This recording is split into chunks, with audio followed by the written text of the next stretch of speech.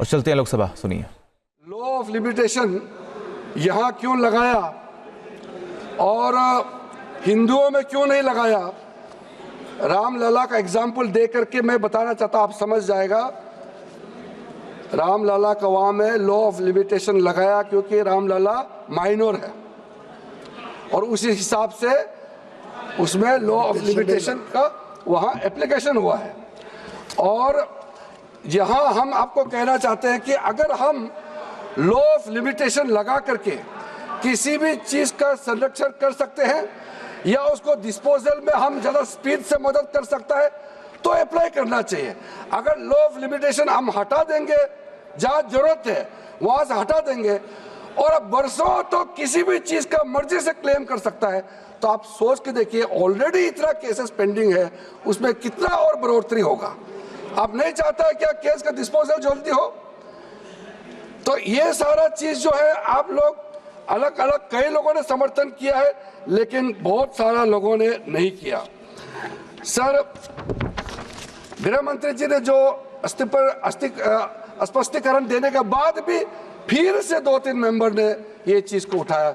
मैंने सोचा इतना खूबसूरत से एक्सप्लेन किया माननीय गृह मंत्री जी ने, तब तक तो ये मैटर सेटल हो गया मैंने सोचा है, लेकिन फिर से उठाया गया है। देखिए सर, ये जो वक्फ और वक्फ बोर्ड, इसका अंतर को फिर से जो गृह मंत्री जी बताया, मैं उसको फिर से दोहराता हूं। आप कहते हैं कि ये मुसलमानों का मामला है और धार्मिक मामलों में गैर मुसलमान कैसे आ जाते हैं। ये कोर्ट का ऑर्डर भी आपको पढ़ के सुनाया, एक्सप्लेनेशन भी किया, इलस्ट्रेशन भी दिया, फिर भी आप समझने के लिए तैयार नहीं है। वक्फ प्रॉपर्टी जो वाकिफ होता है वो मुसलमान ही होता है, वही क्रिएट करता है। औकाफ को कौन चलाता है? उसका मुतावली चलाता है, वो मुस्लिम ही होता है। यहाँ में गैर मुसलमान वक्फ प्रॉपर्टी को मैनेज करने के लिए आने का संभावना कहाँ है, वो बताइए। जबरदस्ती बोलता है कि नॉन मुस्लिम वक्फ प्रॉपर्टी और मुस्लिम का रिलीजियस अफेयर्स में क्यों हस्तक्षेप कर रहा है। हम बार बार बोल रहे हैं कि नहीं है, फिर भी आप बोल रहे हैं। सर, मैं इसका इलाज नहीं कर सकता हूँ। सच्चाई को मानने के लिए वो तैयार नहीं है। मैं किस भाषा में समझाऊं सर?